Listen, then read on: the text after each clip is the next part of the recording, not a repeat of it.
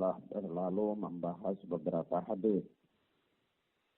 Dari hadis yang pertama sampai hadis yang ke-9, yaitu hadis Abu Hurairah radhiyallahu taala anhu. Pada hadis yang ke-10 ini juga adalah hadis Abu Hurairah radhiyallahu taala anhu.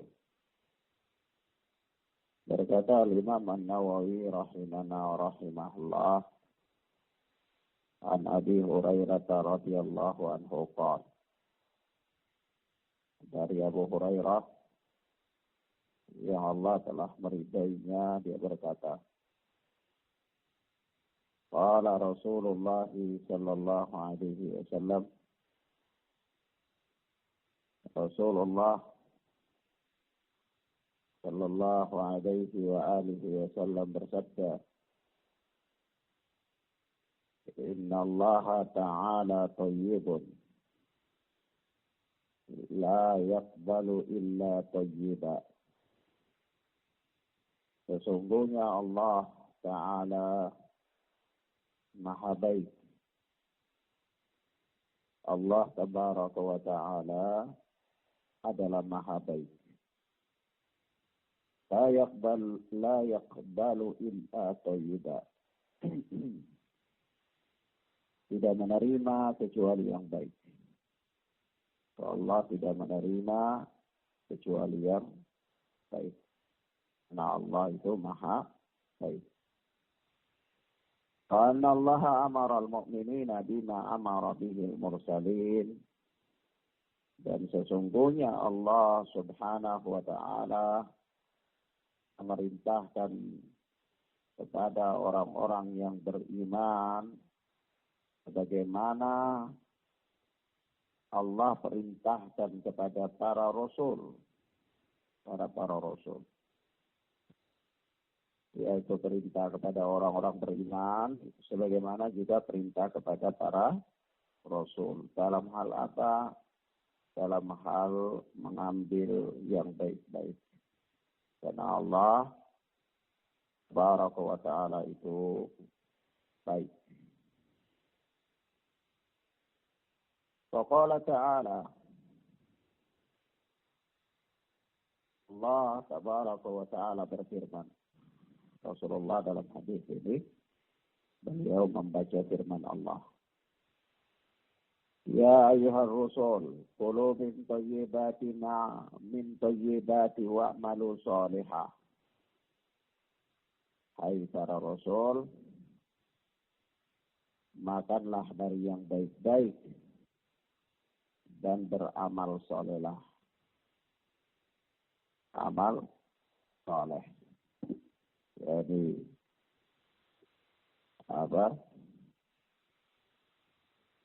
Surat Al-Mu'minun ayat 51. Qala, dan Allah berfirman, Ya ayyuhalladzina amanu kulu min tayyibati ma razaqnakum. Hai orang-orang yang beriman, makanlah dari yang baik-baik, dari apa-apa yang Allah rizkikan kepada kalian. Apa-apa yang Allah rizkikan kepada kalian. Surat Al-Baqarah ayat 172. Nah.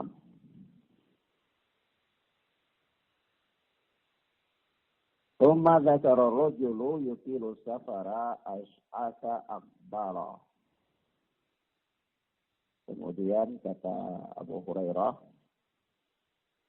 radhiyallahu taala anhu, Rasulullah menyebutkan tentang seseorang yang melakukan perjalanan panjang, perjalanan jauh. Seorang yang melakukan perjalanan jauh, as'asa akbara, dalam keadaan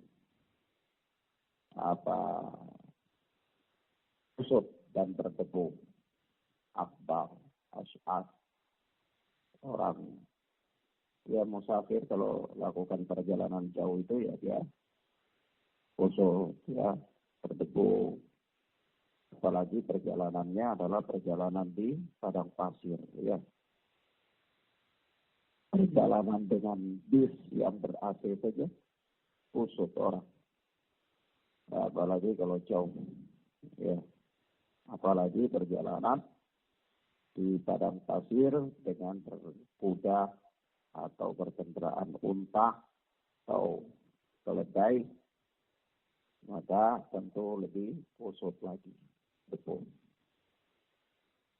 Jadi Rasulullah menyebutkan keadaan orang yang bersafar dengan perjalanan yang jauh. Sampai nampak pada dirinya ya penampilan yang kumal, ya, berdebu. Ya muddu yadayhi ila sama. Dia kemudian mengangkat kedua tangannya ke langit, ya Rabbi, ya Rabb.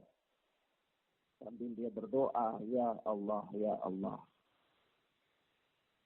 Wa mat'amuhu haram, wa mashrabuhu haram, wa malbasuhu haram, wa ghudhiya bil haram, fa anna yustajabu lah. Tapi apa yang terjadi? Orang ini sedangkan makanannya itu haram, minumannya haram, pakaiannya juga haram. Ya, ini dia makan makanan yang haram secara zat atau secara hukum. Ya, minum minuman yang haram secara zat atau secara hukum. Ya, zat haram itu ya dari misalnya makanan atau minuman yang diharamkan oleh Allah, misalnya darah atau makan daging babi misalnya haram. Tapi kalau secara hukum zatnya bisa halal tapi hukumnya bisa haram. Misalnya makan makanan riba, hasil riba, atau minum khamar, ya, minum tua, atau ya makanan dan minuman yang hukumnya itu haram. Wa malbasuhu haram, dan pakaiannya haram. Pakaiannya haram. Ya, ini dia pakai pakaian itu didapat dari hasil yang haram. Apakah dia mencuri pakaian itu ataukah dia beli dengan uang yang haram, atau yang semisal. Wa ghudhiya bil haram, dan orang ini kebutuhannya dipenuhi dari sesuatu yang haram. Jadi dia itu ya tubuhnya tumbuh ini dari hal yang haram. Dia punya kebutuhan makan, minum, pakaian, tempat tinggal, itu dipenuhi dengan hal-hal yang haram. Bangun rumah dengan uang haram, beli pakaian dengan uang haram, makanan yang haram, minuman yang haram, ya. Fa'anna yustajabulah. Maka kata Nabi Sallallahu Alaihi Wasallam, bagaimana doanya akan dikabulkan? Ya, ini kalau orang yang demikian itu maka doanya tidak bisa dikabulkan. Kalau dalam sebagian teks itu dikatakan wa ghudhiya bil haram fa anna yustajabu lidzalik. Ya, maka bagaimana dengan itu doanya mau dikabulkan? Nah, ini.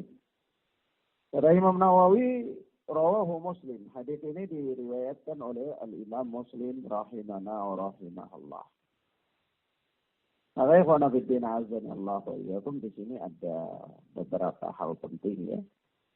Beberapa hal penting. Yang pertama bahwa secara umum Rasulullah Sallallahu Alaihi Wasallam di sini menerangkan kepada kita bahwa Allah itu baik.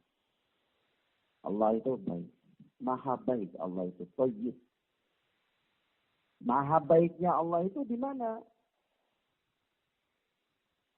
Dan At-Thayyib itu merupakan apa? Nama Allah. At-Thayyib itu merupakan nama Allah. Maha baik. Allah itu maha baik, baik di dalam zatnya, baik di dalam sifatnya, ya. Dan apa? Yakni sifat-sifat Allah itu semuanya baik.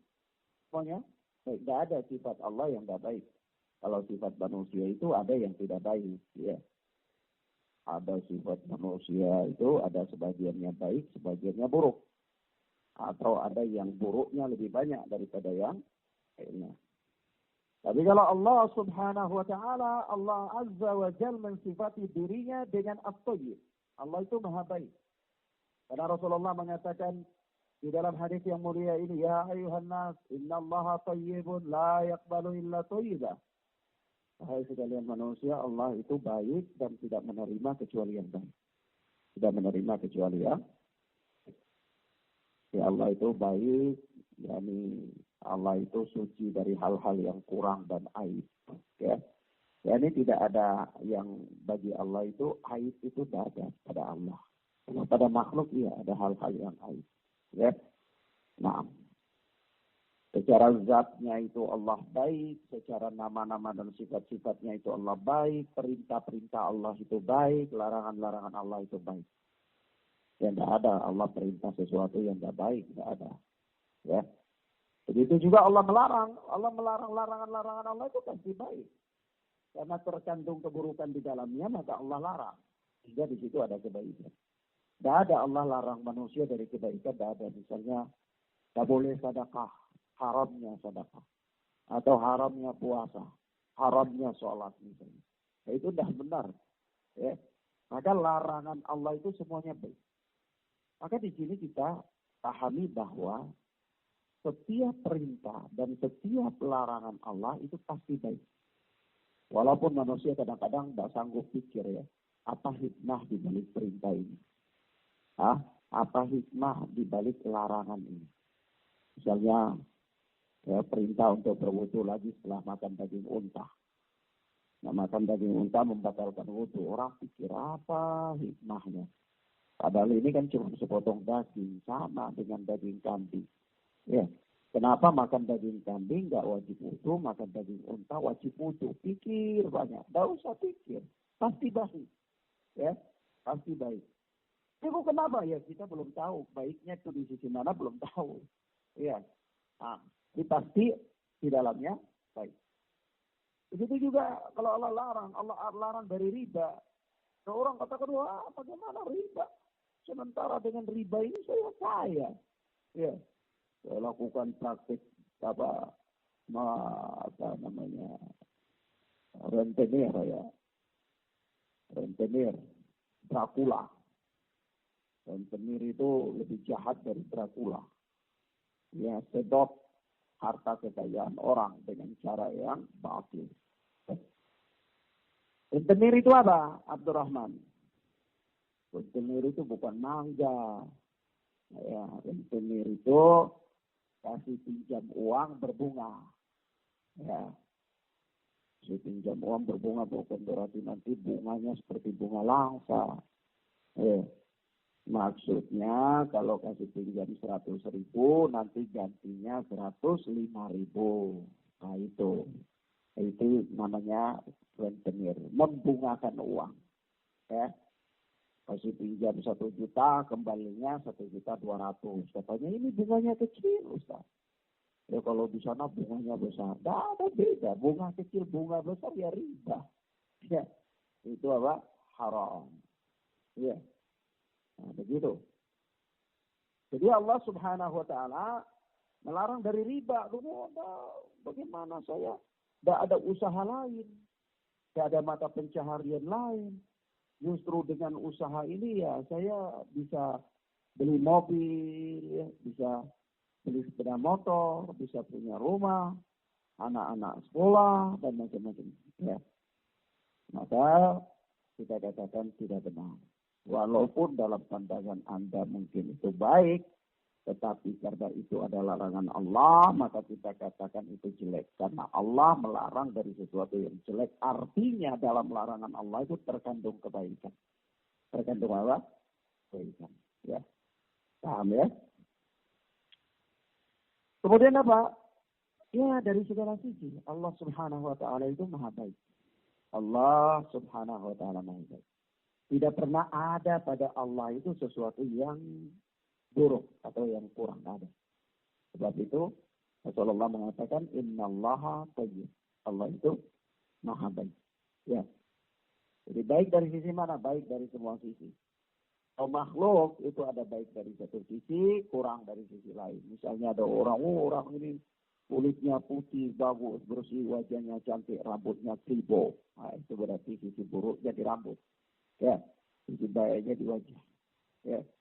Nah, itu manusia. Ya. Tapi kalau Allah subhanahu wa ta'ala maha baik. Namanya, sifatnya, zatnya, perintahnya, larangannya, semuanya baik. Ya. Nah. Kenapa Allah subhanahu wa ta'ala tidak menerima kecuali yang baik? Maka apa saja Allah itu tidak terima kecuali dari yang baik. Jadi amalan, kalau amalan itu tidak baik, Allah tidak terima. Kenapa? Karena Allah terima yang baik. Allah terima yang baik. Jadi kalau amalan itu ada, kalau begitu Ustaz, amalan itu ada baik dan buruk. Iya, ada baik dan buruk. Amalan itu ada baik dan buruk. Ada orang beramal dikatakan amalan itu baik, ada orang beramal dikatakan amalan itu buruk. Dari sisi hukumnya, jawan syariat.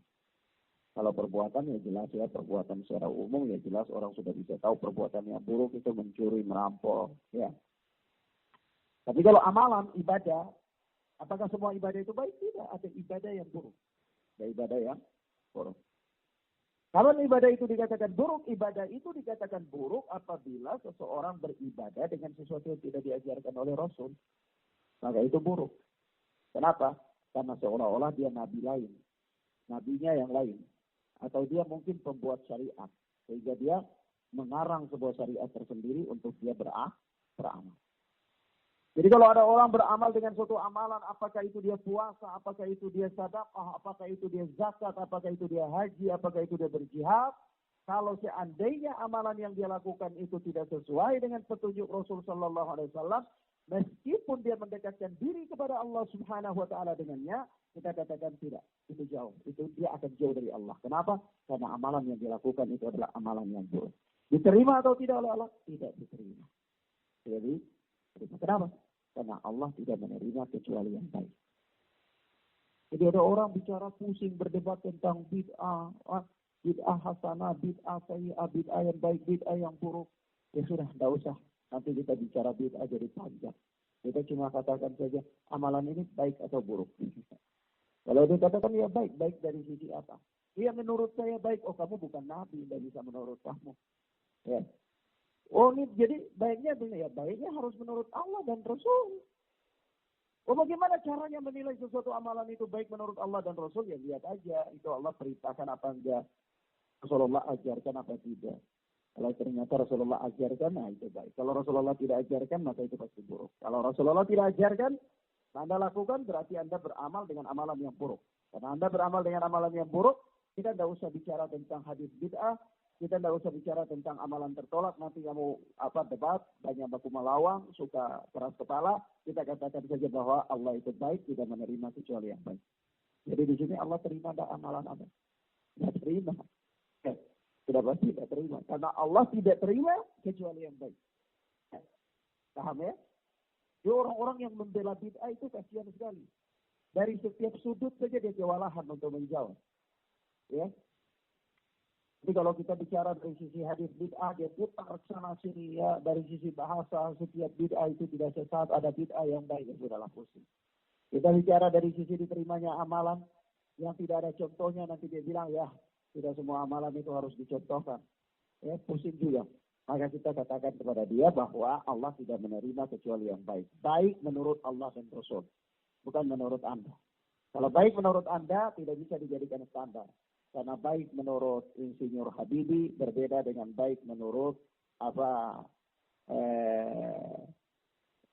Genghis Khan, baik menurut seorang yang ada di kampung-kampung, baik menurut orang yang ada di desa-desa, itu berbeda karena pengetahuannya berbeda. Ya. Baik menurut orang pintar itu tidak sama dengan baik menurut orang bodoh, tidak sama. Ya, karena apa? Karena pengetahuannya berbeda. Jadi tidak bisa baik itu diukur dari pandangan masing-masing orang. Sebab itu kalau baik itu diukur dari pandangan masing-masing orang, maka masing-masing orang bisa merekayasa bentuk ibadah sendiri. Nanti ada orang dia katakan, saya lebih terhibur kalau sholat itu sambil nyanyi atau diiringi dengan musik. Nah, maka dia putar musik, lalu dia sholat. Dia katakan khusyuk. Kita katakan, itu kamu gimana? Oh, ini baik. Saya kalau sholat tanpa ini kayaknya kurang khusyuk. Ya, repot juga. Nah, itu bagi dia baik. Ya. Jadi kalau baik kembalikan kepada masing-masing orang, kita nggak bisa debat dengan dia. Kita bilang itu buruk, dia bilang ya itu menurut kamu, tapi kan menurut saya baik. Sudah selesai kalau begini. Kalau seperti ini, maka Allah tidak perlu turunkan Nabi untuk mengajarkan kita agama. Agama kembali kepada masing-masing manusia saja. Menurut dia baik, ya sudah itu sudah cukup. Ya. Tapi karena supaya tidak seperti itu, ya Allah turunkan Nabi supaya ajarkan kita jalan menuju Allah yang baik itu begini diajarkan oleh Nabi. Maka kalau mau berjalan di atas syariat Allah, mau menuju Allah dengan amalan yang baik harus sesuai dengan apa yang diajarkan oleh Nabi Sallallahu Alaihi Wasallam. Ya, paham ya? Baik, jadi dari sisi amalan juga Allah tidak menerima kecuali yang baik. Dari sisi sedekah juga begitu. Allah tidak menerima kecuali sedekah yang baik. Sedekah yang baik itu dari mana? Sedekah dari sisi harta yang baik. Nanti kita jelaskan di bab faedah. Tapi ini secara umum ya keterangan dari hadis yang kita bacakan ini demikian ya. Nah, kemudian apa? Ternyata karena pada prinsipnya Allah itu tidak menerima kecuali yang baik, maka Allah perintahkan kepada para nabi, para rasul itu untuk melakukan hal-hal yang baik dari sisi ibadah maupun dari sisi muamalah, sama seperti Allah perintahkan kepada orang-orang yang beriman. Juga untuk melakukan hal-hal yang baik. Maka di situ ayat yang dibawakan ya dibacakan oleh Nabi itu dalam hadis ini yaitu surat Al-Mu'minun ayat 51 dan surat Al-Baqarah ayat 172. Itu apa? Allah berfirman ya ayyuhar rasul qulu min thayyibati wa'malu shalihan. Inni bima ta'maluna alim. Ya. Wahai sekalian para rasul, makanlah dari yang baik-baik dan beramallah dengan amal saleh. Makan dari yang baik-baik. Dari yang baik-baik itu apa? Yang halal secara hukum dan yang halal secara zat. Iya. Yang baik-baik itu halal secara hukum dan secara zat. Maka boleh kalau jalan di utang lihat orang punya gandaria, ambil makan. Tak boleh. Itu tak baik. Haram secara hukum. Iya. Secara hukum tak boleh.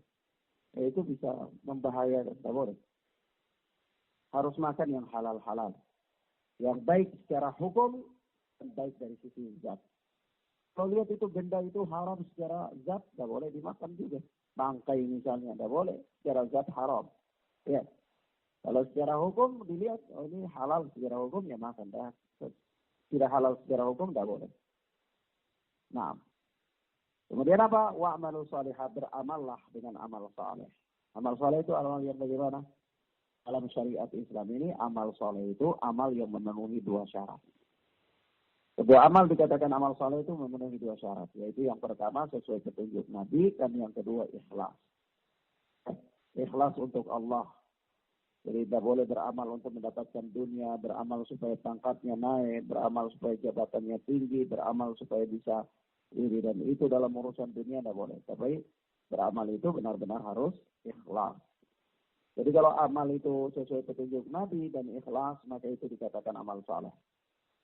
Tapi kalau ada sebuah amal yang sesuai petunjuk Nabi, ini tidak amal saleh, maka amal ini amal buruk, amal tidak baik. Dia tidak akan diterima. Ya. Nah, begitu juga kalau ada sebuah amal, tapi amal itu tidak ikhlas untuk Allah, maka ini juga amal buruk. Dia tidak akan diterima. Sebab itu beramal dengan amal saleh, yaitu amal yang sesuai petunjuk Nabi dan ikhlas kepada Allah Subhanahu wa Ta'ala. Ini bima ta'maluna alim. Sesungguhnya aku mengetahui apa-apa yang kalian lakukan, kata Allah. Dan Allah berfirman, ya ayyuhalladzina amanu kulu min thayyibati ma razaqnakum. Hai orang-orang yang beriman, makanlah dari yang baik-baik dari apa yang kami rizkikan kepada kalian. Di sini diperintah kepada Rasul itu sama ya dengan perintah kepada Nabi. Dalam hal apa? Muamalah hal makan yang baik-baik. Ya.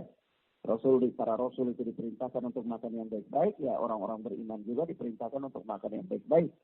Baik secara hukum, sekali lagi, dan baik secara zat. Ya. Kemudian Rasulullah menyebutkan tentang orang yang bersafar jauh sampai ada padanya itu kusut, ya, berdebu, lalu yamuddu yadayhi ila sama, dia angkat kedua tangannya ke langit, ya Rabb, ya Rabb, dia berdoa, ya Allah, tetapi apa yang terjadi? Ya, mat'amuhu wa mat'amuhu haram, wa masyrabuhu haram, wa malbasuhu haram, makanannya haram, minumannya haram, pakaiannya haram, wa ghudhiya bil haram, dia hidup dengan harta yang haram, fa anna yustajabu lidzalik, maka bagaimana apa doanya itu mau diterima. Di sini juga ada faedah ya. Faedah bahwa ya salah satu syarat dikabulkannya doa itu ya kita harus apa? Hidup dari harta yang halal. Ya. Nah, ikhwan fillah azza Allah wa iyyakum, ini secara umum ya. Secara umum ya apa yang disebutkan di dalam hadis ini mempunyai beberapa apa makna. Kita lihat di sini faedah-faedah dari hadis yang mulia. Di sini ada beberapa faedah. Faedah yang pertama, hadis ini menunjukkan kepada kita bahwa seorang muslim wajib melakukan amal dan mata pencaharian yang baik. Ya. Orang muslim wajib untuk apa? Melakukan amal dan mata pencaharian yang baik. Amal yang baik dan mata pencaharian yang baik. Ya, bagaimana yang sudah tadi kita jelaskan. Yang kedua, sedekah tidak diterima kecuali dari harta yang halal. Ya. Sedekah tidak diterima kecuali dari harta yang halal. Karena di sini masuk dalam keumuman sabda Nabi, la yaqbalu illa thayyiba, Allah tidak menerima kecuali yang baik. Dan juga ada hadis ya yang dikeluarkan oleh Imam Muslim, yaitu Rasulullah bersabda, la yaqbalullahu salata bi ghairi tuhurin wala sadaqah min ghulul. Yaitu Allah tidak menerima salat tanpa bersuci dan tidak pula menerima sedekah dari harta haram. Harta curi. Orang, saya mau bantu orang Ustaz, tapi apa? Enggak ada uang. Tapi saya lihat mereka nih, saya sayang dengan mereka. Mau mencuri saja, saya bantu mereka. Ya, bobol bank, bantu orang miskin. Niat baik. Tapi sedekahnya diterima apa enggak? Tidak diterima. Kenapa? Karena itu sedekah dari harta curian. Ya. Saya bukan makan harta itu, saya mau bagi-bagi orang. Ya, tidak ada masalah. Anda makan atau tidak makan, Anda lakukan perkara yang haram. Yaitu apa? Mencuri. Sedekah Anda diterima atau tidak? Tidak diterima. Karena Rasulullah mengatakan, la yaqbalullahu salatan bi ghairi tuhurin ala sadaqatan min gulul. Ya, hadis riwayat Muslim ya. Itu Allah tidak menerima sholat itu yang dilakukan tanpa bersuci. Misalnya bangun tidur langsung sholat tanpa wudhu. Ini tidak benar, sholatnya tidak diterima. Ya. Atau orang belum wudhu langsung sholat. Itu juga tidak benar. Jadi harus wudhu dulu. Kalau wudhu, sholat tanpa berwudhu, itu cuma dia dianggap senam saja. Ya. Tidak ada pahala. Tidak dapat pahala. Ya. Tidak diterima sholatnya. Jadi harus wudhu. Begitu pula apa? Allah tidak terima sedekah kecuali dari harta yang halal. Kalau mencuri tidak bisa. Kemudian yang berikut bahwa Allah memberikan keutamaan kepada para hambanya dengan berbagai nikmat dan memerintahkan mereka untuk makan dari yang baik. Ya.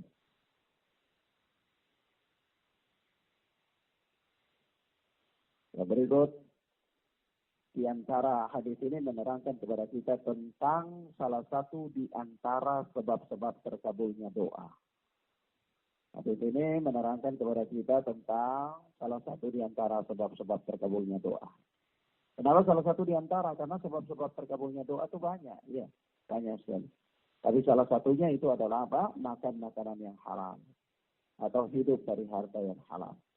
Jadi jangan heran ya kalau ada orang tuh berdoa, doa-doanya tidak dikabul-kabulkan. Kenapa? Ya bisa jadi karena dia hidup dari hal yang haram. Dia juga pakai tagihan dari harta yang haram, dia makan dari harta yang haram, dia minum dari harta yang haram. Itu sangat berpengaruh. Harta yang haram itu sangat berpengaruh. Maka dari itu waspada, hati-hati. Jangan memasukkan ke dalam diri kecuali harta yang halal. Ya. Sebagaimana Ustaz sudah pernah cerita ya, kisah seorang pemuda yang bernama Mubarak ya. Seorang pemuda yang bernama Mubarak jadi tukang kebun, tukang jaga kebun. Itu begitu jeruk, ya tuannya datang suatu ketika minta, Mubarak, tolong ambilin jeruk yang paling manis di sini. Diambil, ternyata dimakan sama tuan itu kecut. Ambil yang lain. Datang lagi Mubarak, lihat-lihat, oh ini yang paling matang ini kayaknya manis. Ambil, bawa lagi, asam. Buang, cari yang manis, cari lagi, datang lagi, bawa satu yang menurut dia manis. Makan, enggak manis. Mubarak, kalau selama bertahun-tahun hidup di kebun ini, jaga kebun ini, emang nggak tahu jeruk yang manis yang mana? Kata dia, nggak tahu. Loh, kok bisa? Ya selama saya jaga kebun ini nggak pernah mencicipi jeruk-jeruk yang ada di sini. Kenapa? Karena Tuhan nggak izinkan saya untuk cicipi. Tuhan cuma suruh saya jaga. Ya. Nah, ini orang amanah. Kalau kita jaga itu sudah jadi milik kita. Tuannya belum makan, kita makan duluan. Ya, itu yang repotnya di situ. Ya, ini tidak amanah. Maka pemuda Mubarak ini dengan kejujuran yang demikian, hati-hati dia dari makan harta haram.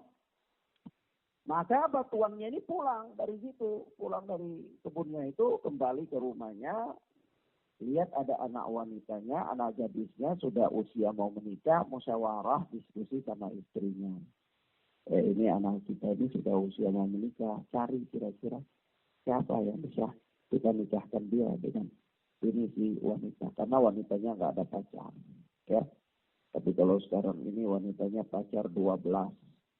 Kita mau menikah sama dia, kasihan cuma tinggal barang rongsokan aja. Ya. Sudah dirusakkan sama ekskavator. Ya, ibarat lahan, ya sudah digusur sama ekskavator. Ya, jadi repot. Ya, nah, ini wanita terhormat, terjaga. Ya, maka dapat juga laki-laki yang terhormat dan terjaga. Maka gitu ngomong kayak gitu musyawarah siapa ya, kita nggak punya kenalan atau gimana pilihannya, kita tanya ke Mubarak lah gimana solusi yang bagus. Tanyalah kepada Mubarak, Mubarak, saya ini mau nikahkan anak saya nih, gimana menurut kamu, dengan siapa saya harus nikahkan anak saya? Kata Mubarak, Tuhan, orang-orang Yahudi menikahkan anak-anak mereka itu dengan pria-pria yang berpangkat, berjabatan, ya. Orang-orang Nasara menikahkan anak-anak mereka itu dengan pria-pria yang berharta. Ya. Tapi orang-orang beriman itu menikahkan anak-anak mereka dengan orang-orang yang beragama. Ya, agama. Maka mikir-mikir tuannya siapa yang paling beragama. Anda aja deh Mubarak. Ya, Masya Allah ya. Ini ibarat orang dapat durian runtuh. Ya. Wah, Anda aja, tidak usah orang lain. Tuan bagaimana? Saya belum siap. Pokoknya Anda perlu siap-siap. Kamu harus nikahkan anak saya. Bawalah anaknya, nikahkan dengan Mubarak. Apa yang terjadi setelah pernikahan dengan Mubarak? Ya, anak itu tidak pernah ketemu sama lelaki kecuali Mubarak. Jadi begitu lihat Mubarak, dia hampir pingsan karena tidak pernah lihat laki-laki lain. Ya, dia tidur tidak bisa sono. Ya, bisa tidur bingung dia, ini bayangan yang ada di hadapan dia itu menghantui dia. Ya, nah itulah namanya orang yang kaget. Ya, baru lihat lelaki yang bukan mahramnya. Maka apa yang terjadi? Setelah menikah dengan Mubarak, beberapa lama kemudian dari rahim wanita ini lahir seorang anak laki-laki. Wanita ini hamil, melahirkan seorang anak laki-laki. Anak laki-laki itu dikasih nama Abdullah. Di kemudian hari jadi imam besar yang bernama Abdullah bin Mubarak. Ya, bernama siapa? Abdullah bin Mubarak. Siapa orang tuanya Abdullah bin Mubarak? Bapaknya laki-laki yang jujur. Ya, yang makan harta halal. Gak makan harta orang lain, jalan di hutan, dia adalah cicipin dulu. Bukan punya Anda apa-apa, ini cuma di jalan. Tidak ada apa-apa gimana. Bukan punya Anda. Itu mencuri namanya. Walaupun cuma satu, mencuri. Tidak boleh. Haram hukumnya. Ya. Jangan asal jadi kebiasaan. Asal lihat punya orang mau aja makan. Ya. Tidak boleh. Harus ada izin. Kalau tidak ada izin, tidak boleh. Itu termasuk harta yang haram. Sementara emaknya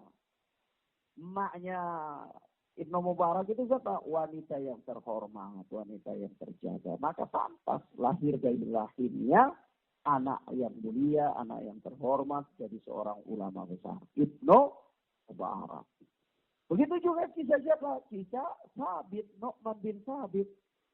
Nu'man bin Sabit itu siapa? Bapaknya Sabit. Bapaknya Sabit. Sabit itu seorang pemuda juga di kota Irak. Ya, suatu ketika dia jalan-jalan di luar kota Irak, dapati sebuah apel. Karena siang terik yang panas, dia kehausan, begitu dia dapat apel, begitu langsung dia makan. Begitu makan-makan itu nggak sadar ya, sambil makan-makan sudah seperdua baru dia ingat, jauh. Ini pemilik apel ini siapa? Akhirnya dia balik cari pemilik apel itu. Masuk di kebun itu, tanya tuannya, ketemu sama tuannya, sama orang yang di kebun itu, dia minta, ya Tuan, maaf, saya ini sudah terlanjur. Tadi ini pungut ini apel, saya makan, ya karena haus ya makan tanpa pikir panjang. Tapi ini sekarang sudah tinggal separuh. Saya minta halal. Ya tolong halalkan ke saya yang saya sudah makan. Ini jadi darah daging loh, ya harta yang haram ini masuk dalam tubuh. Ternyata si penjaga kebun juga itu orang jujur. Dia bilang, oh nggak apa-apa. Nggak ada, itu bukan punya dia. Dia nggak berhak untuk menghalalkan. Jadi tukang kebun ini katakan, oh Tuan maaf, saya bukan punya kebun ini. Saya cuma suruh jaga. Jadi saya tidak berhak untuk menghalalkan ini kepada Anda. Bingung ini Sabit. Kalau begitu bagaimana? 5 mil dari sini itu ada pemiliknya ini. Tanya saja nanti ketemu pemilik kebun ini. 5 mil itu kurang lebih 6 kilo. Ya. Jalan ke sana ini Sabit. Jalan hari-hari itu sudah karena mau minta kehalalan ya. Kita tunggu besok. Jalan sampai ke sana, kita ketemu cari orangnya, ketemu sampai di situ, Tuan maaf ini saya sudah di kebun Anda, saya sudah ambil apel ini jatuh, saya tadi makan, bla bla bla bla bla. Terakhir saya minta kehalalan. Ini masih ada separuhnya, saya belum makan. Kata orang pemilik kebun, enggak bisa, saya enggak mau. Bingung dia, loh, bagaimana Tuan? Ini mau, saya sudah makan. Kata dia, ya sudahlah kalau begitu saya mau halalkan ini, tapi kau harus menikah sama anak saya. Anak saya itu apa? Tuli, buta, bisu, lumpuh. Kata Sabit, ya Allah kalau menikah sama orang seperti ini lengkaplah penderitaanku. Ya, ya. Bagaimana mau menikah sama orang yang tuli, buta, bisu, ya lumpuh ya. Lengkaplah penderitaannya ya. Tapi karena ini kan halal ya, kalau tidak mau ya berarti ini haram, bahaya, harta haram sudah masuk ke dalam tubuh. Ya, bagi kita sudah tidak usahlah, kita tidak pusing, tidak perlu dengan halal haram ya. Tapi bagi orang-orang alim, orang-orang yang wara, itu mereka sangat memperhatikan perkara ini. Ya. Maka dia katakan, ya Tuhan bagaimana ini saya?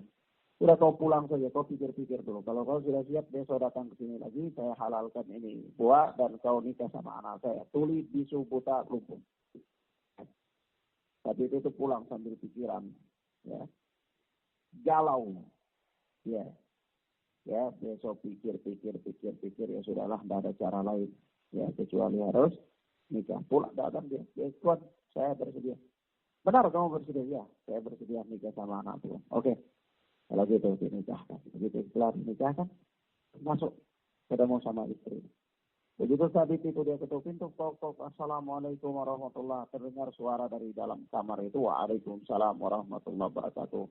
Bingung Sabit, loh, katanya orang di dalam ini bisu, kok bisa jawab salam? Jangan hantu. Ya. Begitu dia buka pintu, orangnya itu langsung keluar berjalan buka pintu. Kaget lagi loh, orang bisa lihat, bisa jalan, hampir pingsan. Ya. kaget.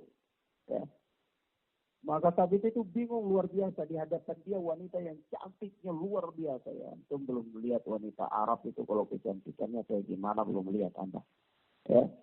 Itu luar biasa wanita-wanita Irak, wanita Yaman, ya itu kecantikannya luar biasa. Apalagi di Mesir ada satu wilayah namanya Kipti, itu tempat wanita-wanita paling tercantik di dunia.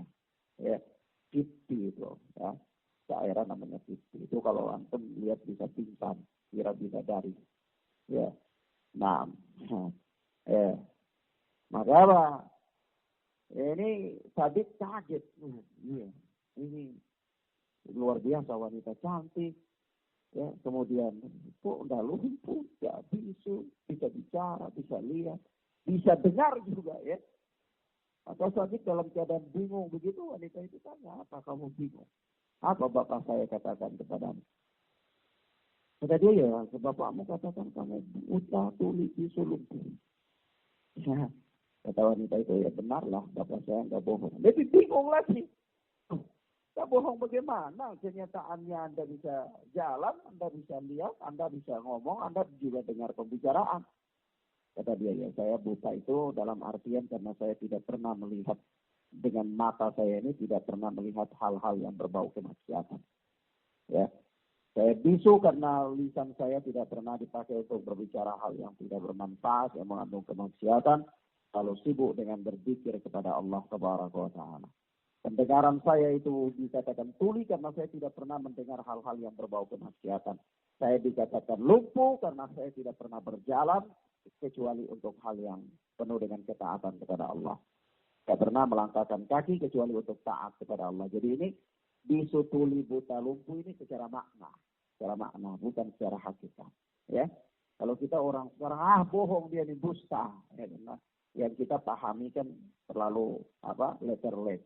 Ya, nah apa yang terjadi? Nikahlah. Mereka hidup serumah. Menjelang berapa kemudian, setahun kemudian wanita ini melahirkan, maka anaknya itu dikasih nama Nu'man. Di kemudian hari menjadi imam besar yang bernama Nu'man bin Sabit, atau yang kita kenal dengan nama Imam Abu Hanifah. Nama siapa? Imam Abu Hanifah. Luar biasa ya. Nah, itulah kadar kehalalan. Jadi apa? Salah satu terhalangnya doa itu harta haram ya. Dia harus jaga baik-baik. Nah, demikian ikhwan fillah azanillah wa iyyakum, ini yang bisa kita sampaikan pada kesempatan yang mubarak ini. Kita cukupkan sampai di sini. Insyaallah taala kita lanjutkan pada pertemuan berikutnya bismillah. Wassallallahu ala nabiyina Muhammad wa ala alihi wasallam. Subhanakallahumma wa bihamdika asyhadu an la ilaha illa anta astaghfiruka wa atubu ilaik. Wassalamualaikum warahmatullahi wabarakatuh.